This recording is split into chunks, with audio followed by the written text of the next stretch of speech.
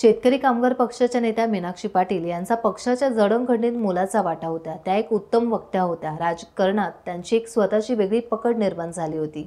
अभ्यास शिबिरातून तयार झालेल्या त्या नेत्या होत्या। पक्षाबाबत त्यांची एक वेगळी निष्ठा होती।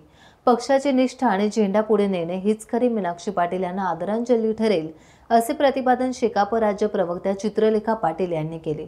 माजी राज्यमंत्री स्वर्गीय मीनाक्षी पाटील यांच्या जयंतीनिमित्त शेतकरी कामगार पक्ष, पुरोगामी विद्यार्थी संघटना अलिबाग, पुरोगामी युवक संघटना आणि शेकाप सांस्कृतिक सेल अलिबाग यांच्या संयुक्त विद्यमानाने माजी राज्यमंत्री स्वर्गीय मीनाक्षीताई वक्तृत्व स्पर्धा करंडक 2025 जिल्हास्तरीय खुल्या वक्तृत्व स्पर्धा शेतकरी भवनमध्ये आयोजित करण्यात आल्या होत्या।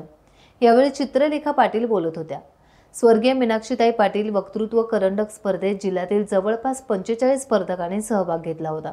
या स्पर्धेच्या अंतिम विजेत्या रोहामधील कोलाड प्रार्थना प्रसन्न बेटकर ठरल्या असून त्यांना स्वर्गीय मीनाक्षीताई पाटील वक्तृत्व करंडक आणि 17,500 रुपये रोख रक्कम पारितोषिक देऊन गौरविण्यात आले। सार्वजनिक वाचनालय आणि जिल्हा ग्रंथालयाच्या कार्याध्यक्षा शैला पाटील यांच्या हस्ते विजेत्या स्पर्धकांचा सन्मान करण्यात आला। स्थानिक प्रश्नांचे राज्यस्तरीय नेतृत्व मीनाक्षीताई पाटील, एव्हा कोकण आपलोच असा पण विकासाचं काय,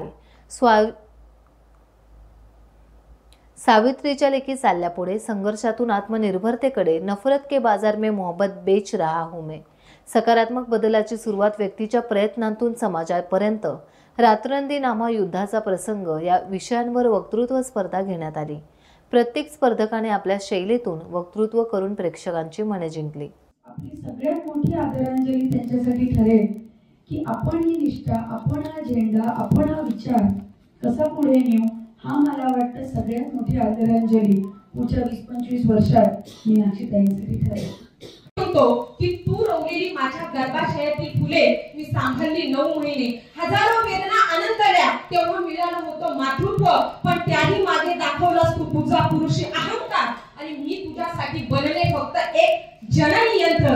आज तिनेच निर्माण केलेल्या जीवाला तिचं नाव लागत नव्हतं, तेव्हा महाराष्ट्र राज्यातील महिला व बाल विकास मंत्री फक्त सोशल मीडियाद्वारे आमच्याकडे जमा होते। सांगायचा मुद्दा इतकाच की ज्या समाज माध्यमांवर ट्रोलिंग आणि टीका करून द्वेष पसरवला जातो ना, त्या समाज माध्यमांचा वापर करून कुठेतरी आज समाजामध्ये एखाद्याचा जीवही वाचवला जाऊ शकतो। आणि मग या नोकऱ्यांच्या बाजारात मी आणि मदतीला आलेला प्रत्येक माणूस हा कुठेतरी इथे माणुसकीचा धर्म जपताना आम्हाला पाहायला मिळतो। मग ही माणुसकी फक्त माणसांवर असावी का? तर नाही। मग दारात आलेल्या कुत्र्याला भाकरीचा तुकडा देणं असेल, भुकेलेल्या मांजरीला वाटीभर दूध देणं असेल, उन्हात फिरणाऱ्या गाई म्हशींना घुटभर पाणी देणं असेल, आणि मुक्या जनावरांवर प्रेमानं फिरवलेला हात असेल, हे देखील मोहब्बत विकण्यासारखं आहे असं मला वाटतं। सुंदर आसा आमचो ह्यो कोकण, स्वर्गापेक्षा सुंदर आसा आमचो ह्यो कोकण,